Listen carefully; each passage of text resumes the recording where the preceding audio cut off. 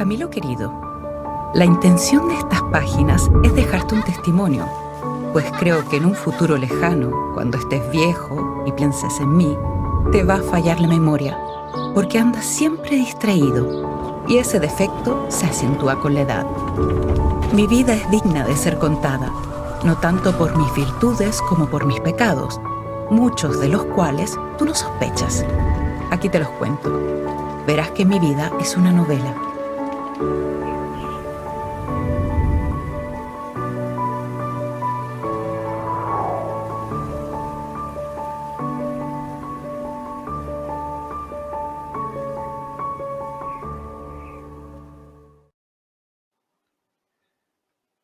Recordar es mi vicio, dice Violeta, la protagonista de la última novela de Isabel Allende. Y bendito ese vicio, porque de la mano de los recuerdos de Violeta vamos reviviendo su vida, conocemos su tenacidad, su inteligencia, su felicidad, su dolor y su historia. Y conocemos también la historia de América Latina, que no es la historia en mayúsculas, o quizás sí, pero es sobre todo la historia que golpea a los protagonistas, que les zarandea, que transforma su vida.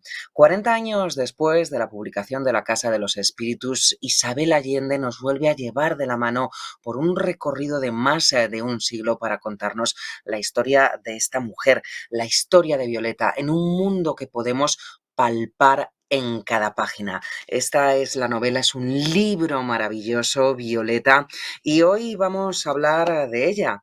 Y además lo vamos a hacer con vosotros, con los lectores de Isabel Allende. Tenemos la inmensa suerte de tener con nosotros a Isabel Allende desde California, desde Sausalito, y creedme, es una oportunidad única porque este va a ser el único evento de presentación de este libro de Violeta.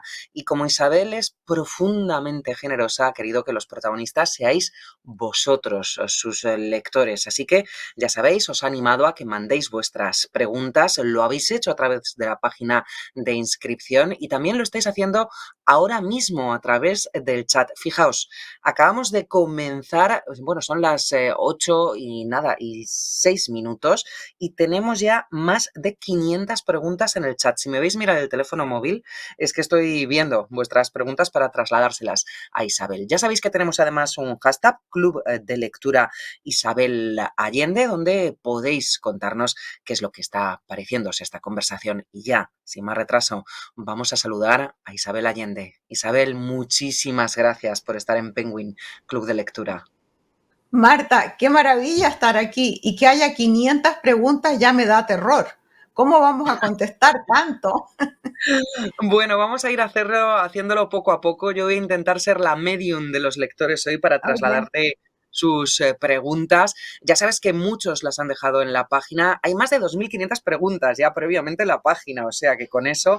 Y lo primero que tengo que decirte es eso, que tenemos una verdadera avalancha de preguntas, de agradecimientos y de saludos. La primera pregunta, Isabel, yo creo que es obligada, porque muchos de vosotros queréis que Isabel nos cuente de dónde viene su inspiración. Por ejemplo, lo voy a resumir en una pregunta de Agustina Montarini, que desde Argentina dice: entiendo que te inspiraste en la vida de tu madre para crear a Violeta. ¿Cuáles son las similitudes?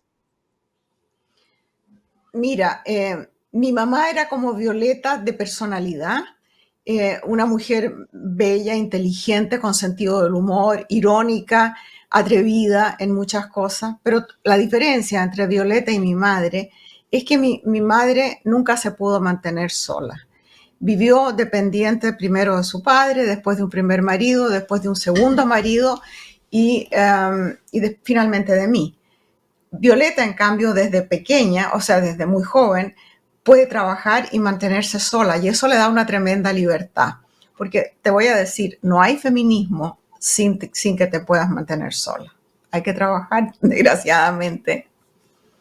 Hay que trabajar y mucho, sí. Desde México, Paola Guerrero nos cuenta que lo que más ha disfrutado de Violeta es la conexión entre generaciones. Y te pregunto esto, Isabel, porque lo destacan muchos de los lectores, ¿no? Ese lazo tan bonito de sabiduría femenina, es ese momento muy hermoso en el que esa sabiduría se va transmitiendo de las abuelas a las madres, de las madres a los hijos, y eso está atravesando toda la novela. Mira, parece que es mi vicio escribir sagas, familiares de varias generaciones, novelas épicas que cubren mucho tiempo. Así fue La Casa de los Espíritus, y varios de mis libros se caracterizan por eso. Muchos personajes y muchas generaciones. Me interesan esos lazos familiares y las familias grandes, en que en que pasan muchas cosas, en que hay muchos personajes extravagantes, locos.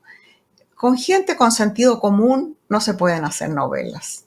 Tú necesitas esos miembros de la familia como los míos, que no hay que inventarlo. Eso siempre es necesario y los lectores lo Claro. disfrutamos mucho. Claro, hablando de los lectores, no solo tenemos a los que están conectados en el chat, no solo tenemos a quienes habéis mandado vuestras preguntas, sino que también tenemos amigos conectados gracias pues, a la tecnología, que para esto es maravillosa, y gracias a las videollamadas. Así que vamos a sumarles, Isabel, a esta conversación.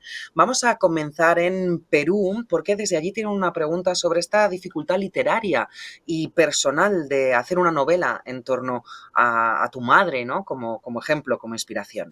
En Perú está Romina Silman Navarro. Muchos la conoceréis por Instagram porque tiene, la verdad, una página fantástica, Leer es bonita, Leer es bonito. Romina, Isabel te está escuchando y te está viendo. Hola, ¿qué Hola, tal? Muchas hola. gracias, Isabel, un placer. Yo tenía una consulta, una pregunta que tiene que ver justamente con la creación del personaje Violeta, que nace a raíz, entiendo, de la pérdida de tu madre y con la cual tenías una relación muy intensa, incluso epistolar, diaria, y quería saber cómo logras no disfrazar la biografía de tu madre de ficción y poder crear un personaje completamente independiente, ¿no? Mira, no pude escribir una biografía de mi madre o una novela en que mi madre fuera el personaje principal, porque estoy demasiado cerca emocionalmente de ella. Y como dije antes, siendo que era una mujer extraordinaria, no tuvo una vida de novela, por lo menos para mí, ¿no? Porque la conozco mucho. Eh, por eso creé un personaje que, teniendo algunas características de mi madre, es ficción, es un personaje inventado. Y eso me da una tremenda libertad para hacer con ella lo que yo quiera.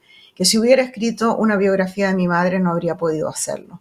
Ese es el problema con la memoria. Cuando he escrito memorias, tengo personajes de mi familia en una memoria, tengo que ser, o sea, ajustarme a la verdad. Y cuesta mucho eso. Yo prefiero la ficción. Soy una gran mentirosa, la verdad. Ya. Gracias.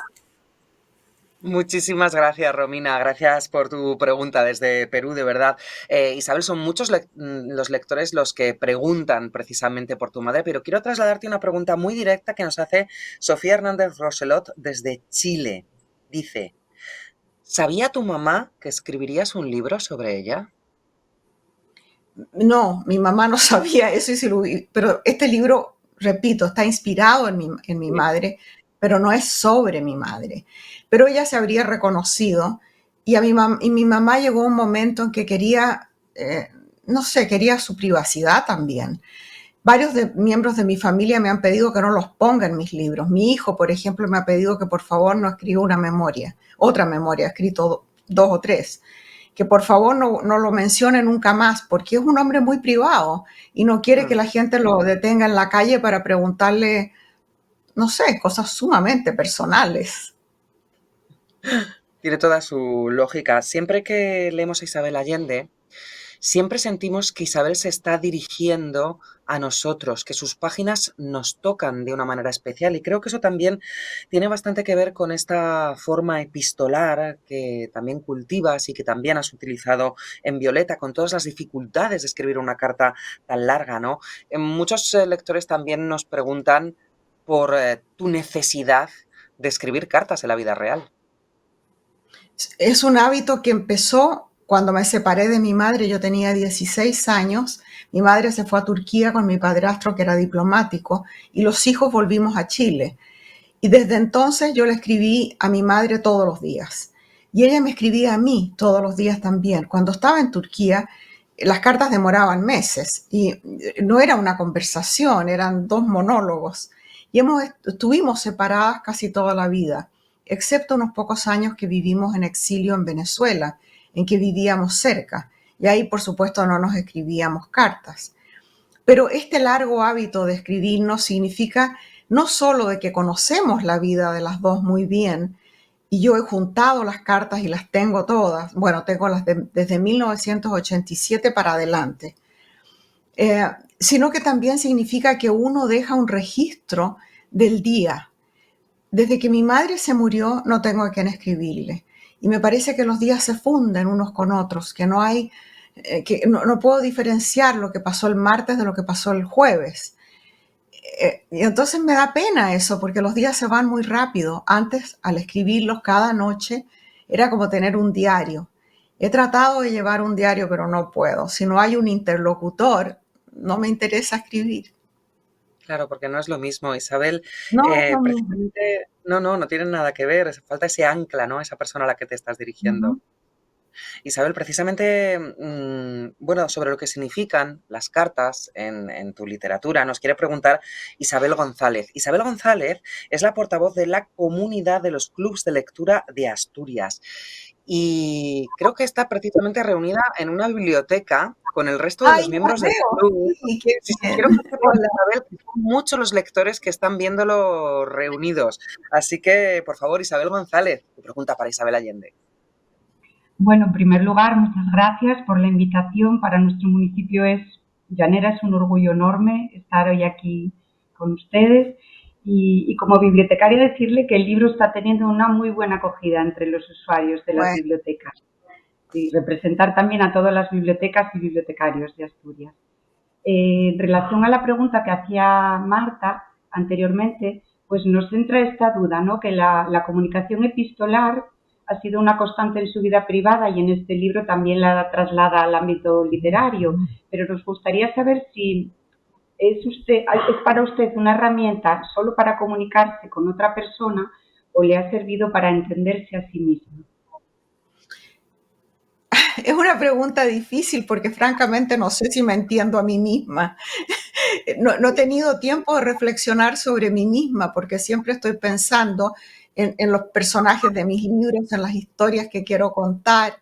Pero supongo que en ese ejercicio diario de escribirle a mi madre, había una cierta reflexión también sobre el acontecer del día y sobre mi reacción ante lo que estaba pasando. Y eso tal vez es una forma de terapia, no sé. Pero la verdad es que las cartas me han servido más que nada como una forma de comunicación. Por eso no me funciona el diario, porque ahí en un diario estoy escribiéndome a mí misma, estoy reflexionando sobre mí misma sin poder contárselo a nadie. Y además cuando lo cuento en una carta, supongo que, ¿cómo diría? Trato de embellecerlo, trato de darle color. Por ejemplo, si algo sucede en el día, que puede ser una cosa menor, al escribirle a mi madre, yo podía como agrandarlo, como hacerlo mejor.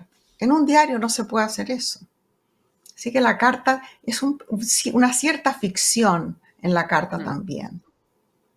Pues muchísimas gracias desde España. Isabel González, muchas gracias. De verdad, dale muchos abrazos a todos los que estáis reunidos en la biblioteca de Llaneras. Los daré. Gracias. Muchas gracias. Isabel, quiero que sepas que no solo en la biblioteca de Llaneras están reunidos, también en muchas otras bibliotecas y en muchos clubs de lectura.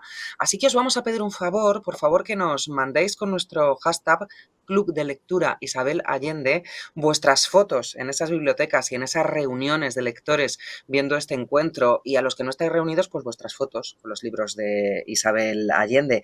Por cierto, que hay algo que tengo que preguntar, porque lo preguntan muchísimos lectores, y es: ¿por qué específicamente Violeta se llama Violeta? ¿Qué significado tiene ese nombre?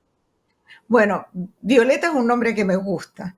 Es un guiño a Violeta Parra, una folclorista fantástica chilena que desgraciadamente murió muy joven. Se suicidó por amor, imagínense. Una mujer con ese talento. Y el color violeta es el color de las feministas, el morado, es el color del feminismo. Y además, Violeta es un título que no necesita traducción, que funciona en todos los idiomas. Y mis libros se traducen a 42 idiomas. Entonces, a veces, es decir, a menudo, el título no calza en otra lengua y hay que modificarlo. Les doy un ejemplo. La ciudad de las bestias, que es un libro para jóvenes que escribí hace tiempo. En Alemania, uno de los países, bestia es una palabra peyorativa que no se puede poner en un título. Entonces lo cambiaron. Y así, hay varios títulos que se han cambiado, pero si le pones un puro nombre, Violeta, eso funciona siempre. Funciona siempre, claro que sí. Hemos hablado de Violeta, del personaje principal, pero como en todas las novelas de Isabel Allende, hay un repertorio coral de personajes que van acompañando a la protagonista que se nos quedan, porque son personajes muy de carne y hueso. Precisamente de eso nos quieren preguntar desde Uruguay. Lo hace Catalina Davecies Berro, que es la responsable de Hablemos de Libros UI. Catalina, ahí Hola, estás con Violeta. aquí estoy. Muchas gracias por la oportunidad, por el libro. Y le quería preguntar a Isabel, ¿cuáles de los personajes secundarios son inspirados en personajes y cuáles son productos de tu imaginación? Mira, ya ni me acuerdo cuántos personajes hay en Violeta, pero sí me acuerdo que Camilo está inspirado en un amigo mío que es un sacerdote progresista y maravilloso que vive en Chile.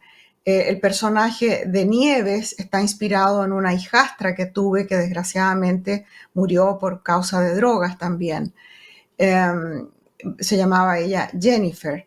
Hay personajes como Etelvina, que está inspirado en Berta Beltrán, una mujer que trabajó en la casa de mis padres por 41 años. Mis padres ambos murieron muy ancianos en brazos de Berta y mío. Entonces, a Berta le tengo un cariño inmenso y ella me sirvió para crear Etelvina. No tuve que inventarle nada. Es ella de pies a cabeza. Y como esos hay muchos más.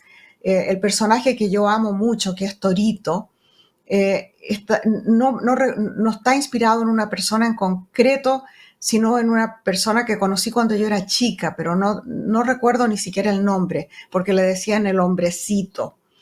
Era una persona que trabajaba en la casa de mi abuelo, que venía 2 o 3 veces por semana a hacer el trabajo pesado, a carrear la leña. Eran casas antiguas, a pulir el parqué, limpiar los cristales, ese tipo de cosas. Y era un hombre tan humilde y tan bueno, tan inocente, que se me quedó siempre como el hombrecito y ahora aparece como Torito en el libro. Un personaje secundario que empezó a crecer sin que yo supiera cómo y terminó con un papel protagónico. Muchas gracias, Isabel, por tu respuesta. Gracias. Saludos desde Uruguay. Muchas gracias. Muchísimas gracias, Catalina. La verdad es que yo creo que Torito a todos nos ha llegado al corazón. Isabel, me voy a poner las gafas porque tenemos tantos mensajes que estáis mandando vosotros ahora, los lectores en el chat, que de verdad esto es una verdadera locura. Mira, pregunta Yuliretsi Morales. ¿Qué representó para Isabel Allende ser una mujer migrante, convertirse en una ciudadana del mundo? ¿Cómo influyó eso en Violeta? No sé cómo influyó en Violeta, pero sin ninguna duda ha influido en mi vida. Siempre digo que soy una mujer desplazada, porque desde muy chica o desarraigada, desde muy chica me ha tocado dejar todo y volver a empezar en otro lugar. Mi madre se casó con mi padre, que era diplomático, y por eso nací en Lima, aunque soy de nacionalidad chilena. Pero mi padre desapareció de mi vida cuando yo tenía 3 años. Mi mamá se trasladó a Chile, a la casa de sus padres, y crecí ahí los primeros años de mi vida hasta que mi madre se casó con otro diplomático y empecé a viajar. Entonces pasé por muchos colegios, por diferentes países, siempre diciéndole adiós a los amigos, a los lugares, incluso a la lengua a veces. Y después he sido refugiada política y he sido inmigrante en los Estados Unidos, siempre extranjera en todas partes, porque vuelvo a Chile y voy a menudo y me encanta la primera semana, pero ya la segunda semana me doy cuenta que también ahí soy extranjera, porque el país ha cambiado y yo tengo un país inventado en la memoria que no es el país real. Y yo he cambiado también. Entonces los amigos se han muerto o ya están bastante viejos. Yo tengo 80, imagínate, los amigos tienen todos más o menos esa edad. Me queda poca familia en Chile, de manera que ahí también soy extranjera.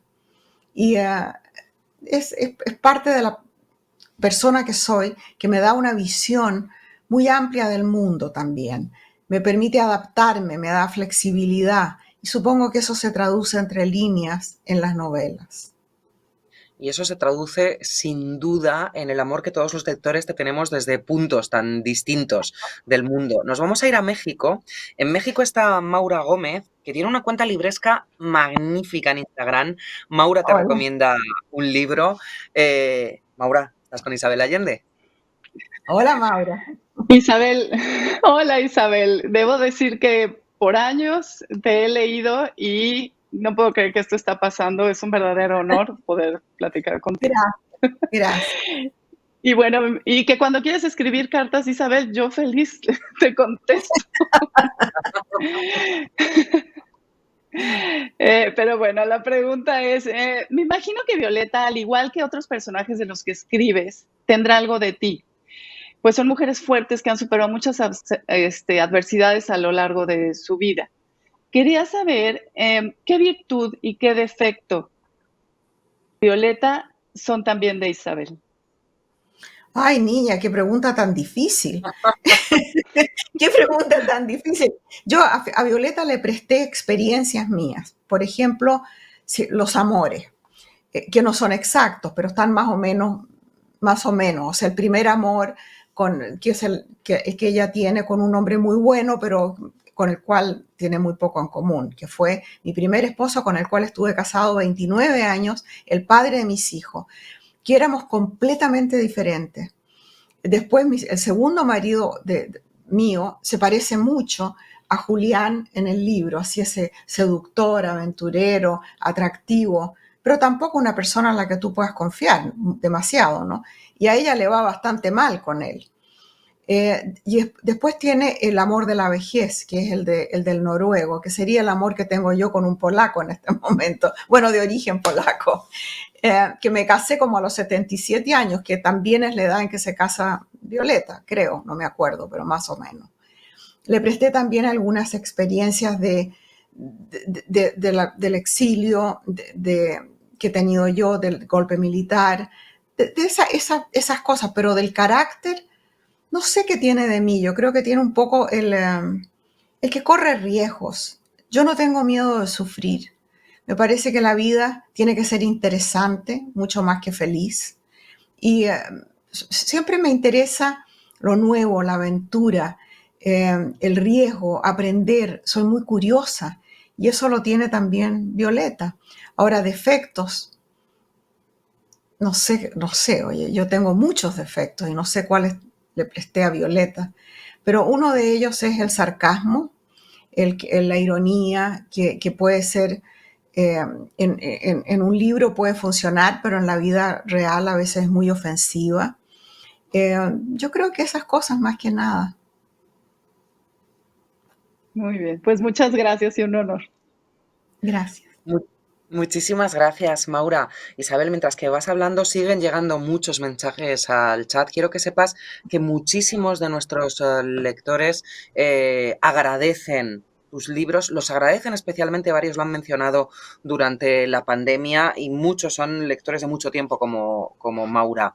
Quiero leerte el último mensaje que he recibido porque me ha impactado. Galia Meléndez dice, ¿qué consejo les darías a todas esas mujeres que quieren sanar la relación con sus madres, sabiendo que siempre existirán estas diferentes expectativas de ser mujer según la dimensión que cada una carga? ¿Qué hacer con la culpa y con el duelo de no ser la hija que la madre quiere? ¿Cómo poder llegar al amor? Mira, no podría darte un consejo sobre eso. Eso tendría que hacerlo alguien, no sé, que tenga una vida espiritual, que sea un terapeuta, pero te puedo contar lo que me ha pasado cuando escribí Paula. Mi hija murió de 28, 29 años y escribí ese libro, Paula, que cuando fue publicado empecé a recibir, no diría yo cientos, miles de cartas. Era antes de la internet, cuando las cartas llegaban por correo y se iban juntando en cajas grandes en mi oficina. Rebasaban las cartas.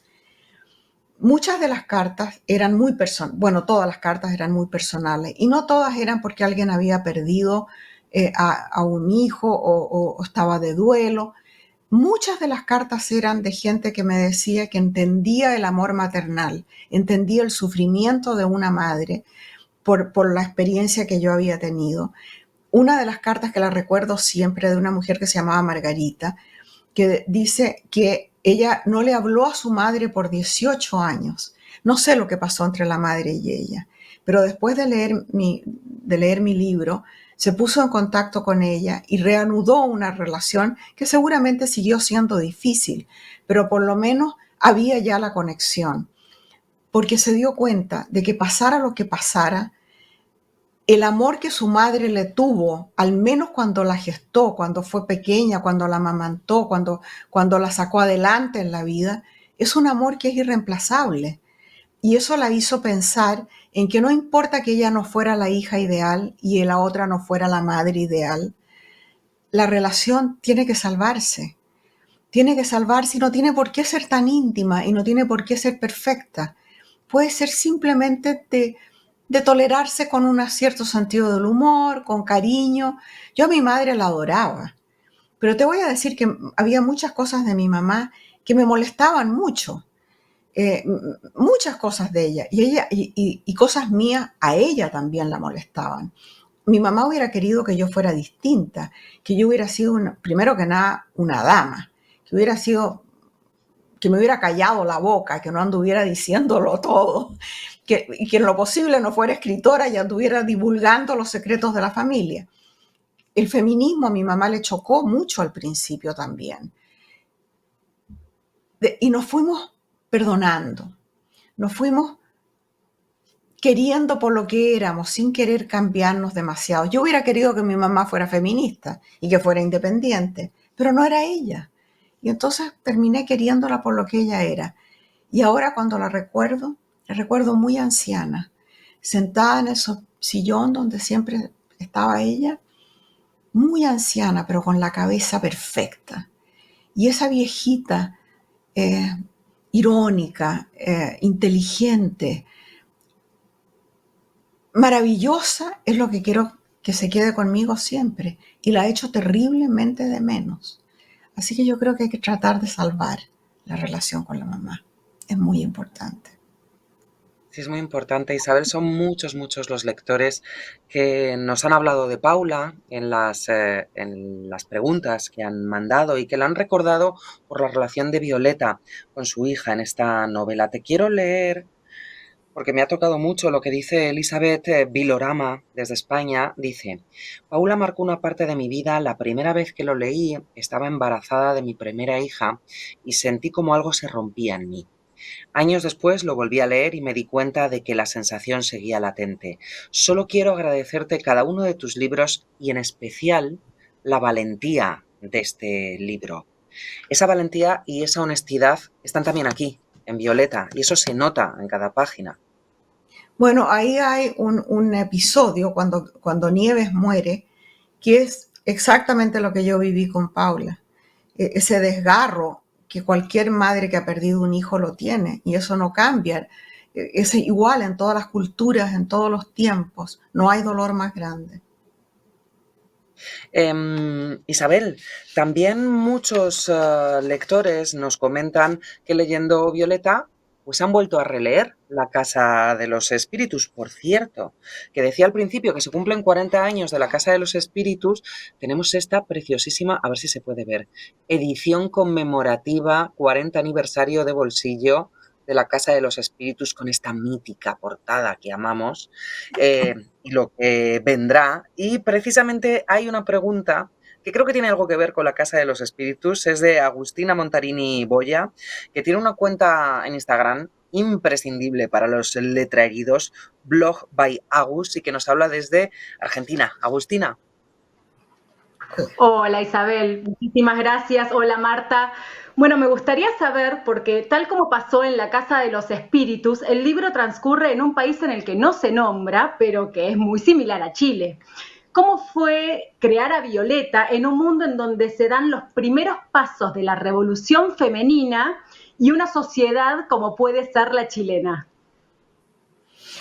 Mira, no está mencionado el país y tampoco en La Casa de los Espíritus, tampoco en Eva Luna. En varios de mis libros no se menciona el país, porque salvo que sea una novela histórica que tiene que estar situada en un lugar y en un tiempo preciso, yo prefiero dejarlo un poco vago, un poco en la niebla, porque eso me da cierta libertad para hacer lo que yo quiera con la historia. Puedo mover algunos acontecimientos. Si un terremoto ocurre en el 2006, lo puedo poner en el 2008, no importa. Pero si acaso digo que Chile, tiene que ser exactamente cuando ocurrió. Entonces, esa es una de las razones. La otra es que los acontecimientos políticos que aparecen en Violeta, bueno, ocurrieron similares en Argentina, en el Uruguay, en muchos países. Entonces, los lectores se identifican con los acontecimientos y no con el país. Tengo gente que me dice, mira, esto pasó en mi país, cree que es en su país donde se sitúa el país, en la historia, no en Chile. Entonces, por eso hice eso. Ahora, ¿cuál era la otra parte de tu pregunta? ¿Cómo fue crear a Violeta en un mundo donde se dan los primeros pasos de la revolución femenina y una sociedad como puede ser la chilena o la argentina nuestra?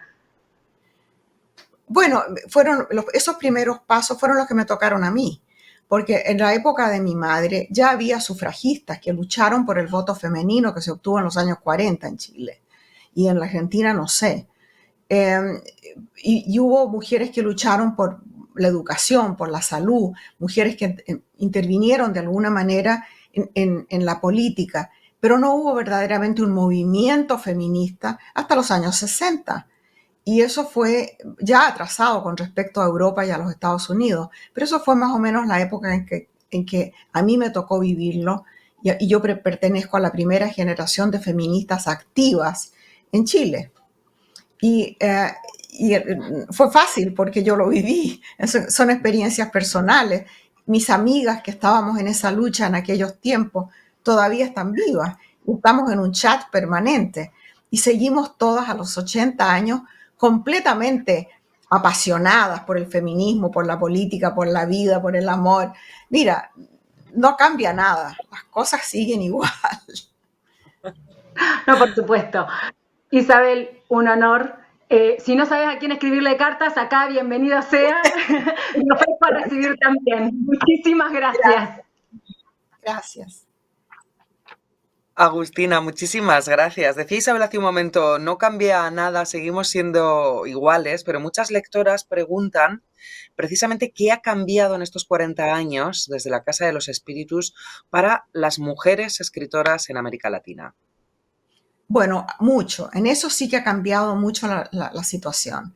Cuando se publicó La Casa de los Espíritus en 1982, fue a la cola del boom. El boom de la literatura latinoamericana, todos hombres, no había un solo nombre femenino. Y ocuparon todo el espacio por más de 20 años. Y luego se publicó La Casa de los Espíritus, que era una novela de una mujer completamente desconocida, chilena. Bueno, nadie sabía nada de mí. Y la novela tuvo un tremendo éxito desde el principio, por un milagro, verdaderamente. Y se dijo entonces que yo era la única voz del boom. Después se dijo rápidamente que no, que yo no pertenecía al boom. Pero ¿qué pasó? Que desde entonces hasta ahora, la industria del libro se ha dado cuenta de que más mujeres que hombres leen ficción y compran novelas. Y que hay ahí un mercado inmenso femenino que quiere escuchar a escritoras, quiere leer las voces femeninas. Entonces, ha habido ya no solamente la posibilidad de las mujeres de publicar, sino que las buscan también y se distribuyen. Lo que no ha pasado, sin embargo, es que la literatura escrita por mujeres sea criticada y estudiada como la de hombres. Entonces todavía no están en el currículo de una universidad y la crítica las trata con extrema dureza cuando se ocupa de ellas, porque a veces las ignora. Sin embargo, los lectores, las lectoras, nos compran y nos leen. Pues esa es la reivindicación importante. Isabel, hay un momento en Violeta en el que ella es muy joven y le dan un consejo que no va a olvidar nunca. Defiende tu independencia, no dejes que nadie decida por ti. Claro, ahora parece fácil, pero en el momento en el que se lo dicen a Violeta es un momento histórico muy diferente. ¿Ese consejo lo recibió la propia Isabel Allende de joven? Sí, lo recibí yo 2 veces. Lo recibí muy chiquita de mi abuelo y después lo recibí de mi agente literaria Carmen Balcells, que cuando yo le mandé La Casa de los Espíritus me dijo claramente: vas a tener que hacer el doble de esfuerzo que cualquier hombre para obtener la mitad de respeto y reconocimiento.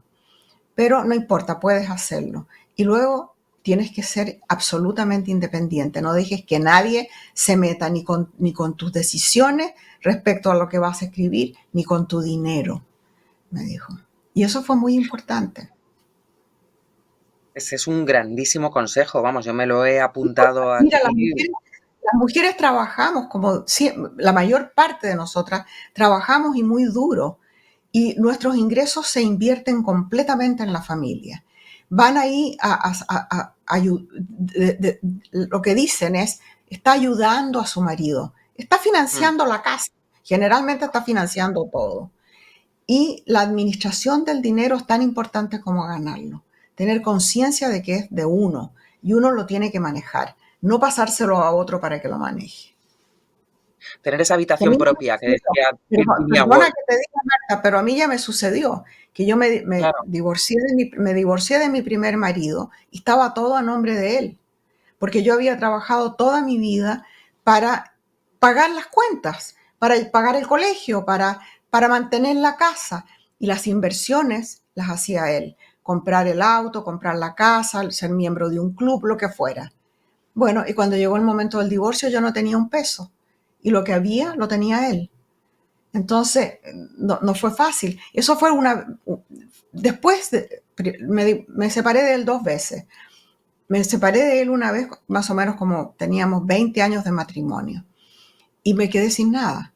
Pero volvimos y estuvimos juntos 9 años más. La segunda vez, cuando nos divorciamos de frentón, ahí ya la cosa había cambiado. Yo había aprendido la lección.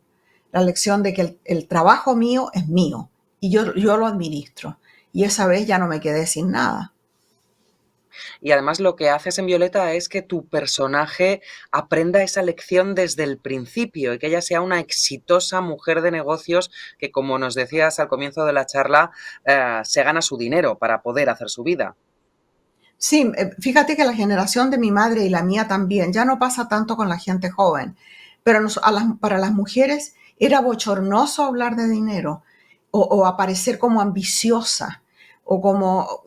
Es que era un defecto, no era una virtud. En un hombre sí que era una virtud, pero no en una mujer. Entonces eso nos hacía muy tímidas respecto a pedir un aumento de sueldo o a defender nuestro dinero o a incluso hablar de dinero. Era como casi pornográfico. Mm. Yo creo que eso ha cambiado ahora, pero era Menos difícil. mal, En la época de menos mal. Violeta era tabú. Hay lectores que quieren saber si hay una cosa que no ha cambiado. Lo preguntan muchísimos, muchísimos. Monse Turiján, Carmen María Moscoso. Si sigues empezando a escribir un 8 de enero tus novelas.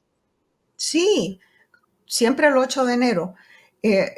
Si no he terminado un libro, bueno, lo termino el año que viene, pero espero al otro 8 de enero antes de empezar algo nuevo. Mira, por disciplina. Empezó como superstición porque escribí La Casa de los Espíritus un 8 de enero. Empecé a escribirlo. Fue un libro muy exitoso y empecé el segundo libro la misma fecha, por cábala, y el tercero también. Y como ya todos iban teniendo éxito, no me atreví a cambiarlo. Pero después mi vida se puso muy complicada.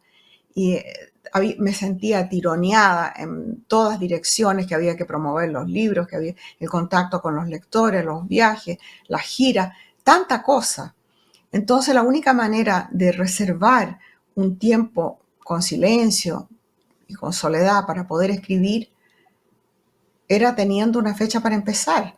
Y el 8 de enero es una fecha perfecta porque es después de la Navidad, después del Año Nuevo, ya se empieza el año con un nuevo proyecto. Y lo he mantenido siempre. Pero antes de empezar a escribir un 8 de enero, antes de eso hay mucho trabajo, hay preparación, hay documentación. Precisamente sobre No la siempre, documentación, quiero no preguntar, siempre. Daniela Medina, del Club de Lectura Se Regalan Dudas de Estados Unidos, aunque creo, Daniela, que ahora mismo estás en México, ¿no? Estoy en México, así es. Isabel, Marta, muchísimas gracias. Es un placer estar aquí. Y una de mis preguntas es, ¿qué tipo de reto representó para ti hacer una investigación que abarcó un total de 100 años, ¿no? ¿Cómo fue tu proceso de investigación y cuáles fueron tus fuentes de información favoritas? Mira, esta no es una novela histórica, yo no la considero una novela histórica porque ocurrió en mi vida, o sea, en el lapso de mi vida más los 20 años de mi madre, 20 años más de mi madre. De manera que la investigación es nada más que tratar de asegurarme de que una fecha que yo más o menos recuerdo que fue entonces, sea entonces. Entonces es muy fácil, me meto en el internet y digo, el triunfo de la Revolución Cubana, enero de 1959 o cuando fuera, ese tipo de cosas. Pero he escrito novela histórica en la cual se requiere realmente documentación. Y ahí te tienes que meter en cosas del pasado. Ahora, siempre tengo en cuenta que lo que a mí me interesa contar es la historia desde el punto de vista no de los vencedores, que son los que escriben la historia, sino de las voces silenciadas, las mujeres, los niños, los derrotados, los pobres, los perdedores de siempre.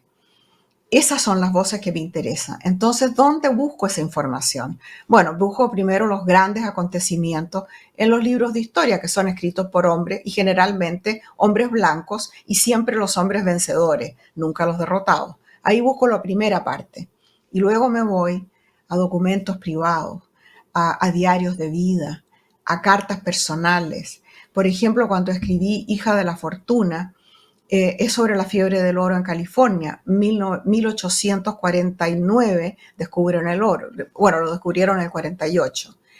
1848. Y aquí ya había chilenos y peruanos que estaban buscando oro, además de los chinos que habían venido también.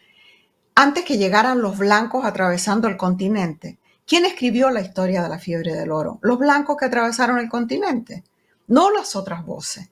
Pero esa gente escribió a sus países. Entonces yo fui a la Biblioteca Nacional de Chile a buscar cartas de mineros chilenos que le escribieron a sus familias contándoles de la fiebre del oro. Y esa es la documentación fantástica. Cuando escribí Inés del alma mía, no había una palabra sobre Inés, muy poco. Los historiadores chilenos la han prácticamente ignorado.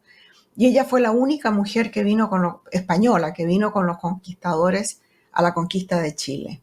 ¿Dónde encontré información sobre ella? En los juicios de la Inquisición contra Pedro de Valdivia, que era su amante y era el capitán general de la conquista de Chile.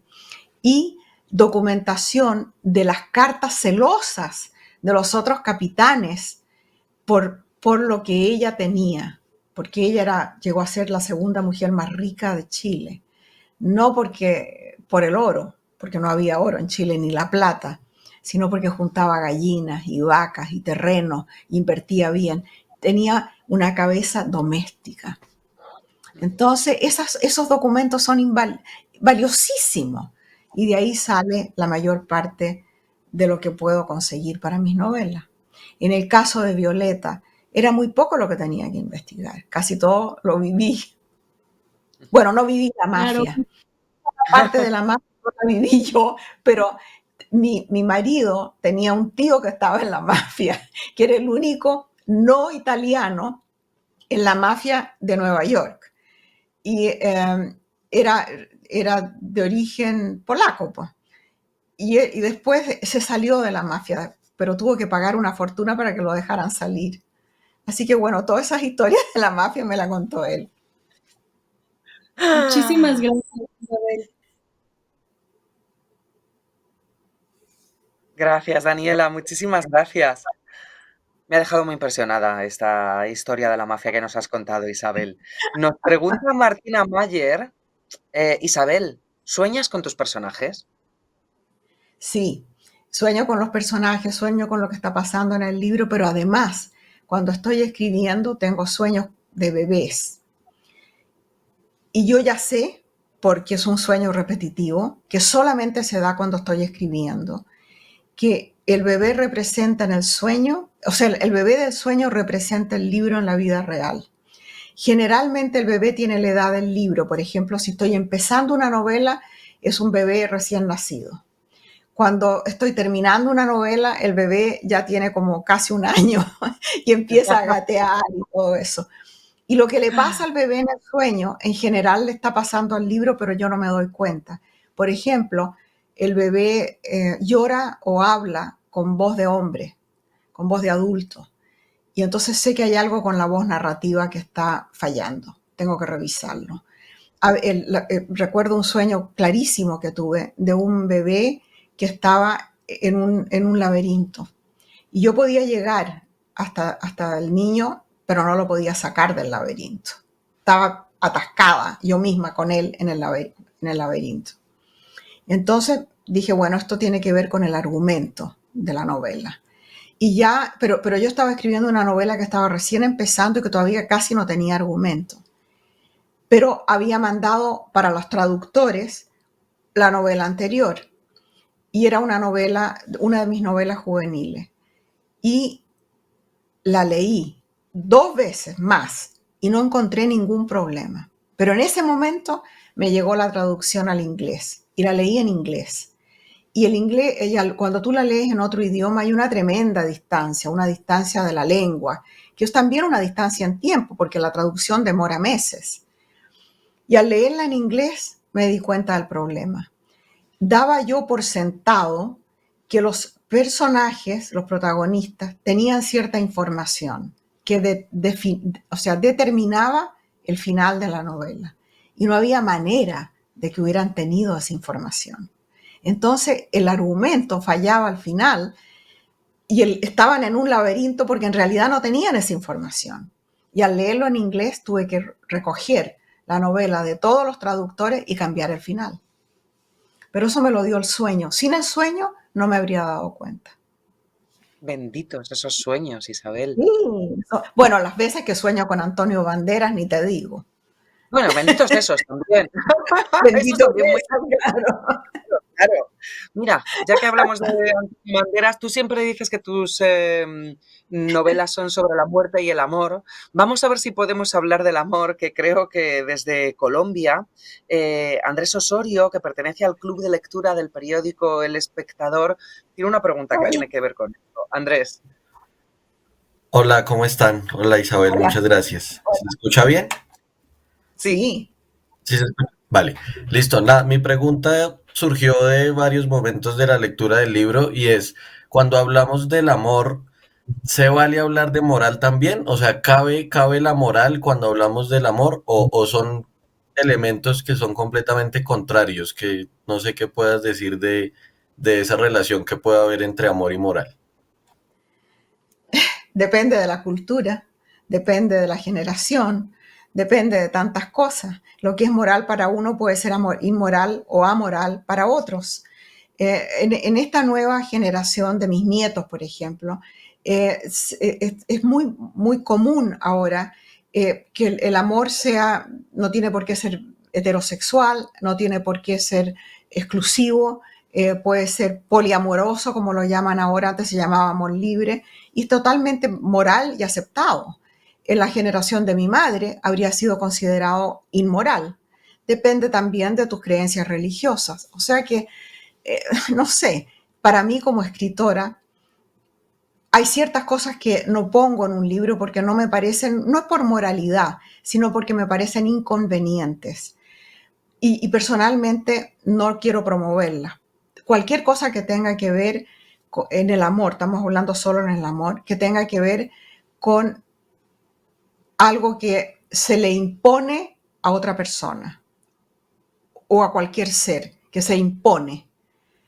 que no es por voluntad mutua. Cualquier cosa que signifique hacer sufrir a otra persona gratuitamente. Todas esas cosas en el amor para mí no son aceptables, porque yo no las aceptaría en mi propia vida y por eso no las pongo en mis libros. Pero entiendo que la moral en el amor tiene que ser muy flexible, mucho. No puedo aplicarle mi criterio a todo el mundo. Vale, muchas gracias. Andrés, muchísimas gracias por tu pregunta. Isabel, como estamos con el amor, mira, Liliana Pezoa desde Estados Unidos pregunta, ¿cuál es el sentimiento sobre el que más te cuesta escribir?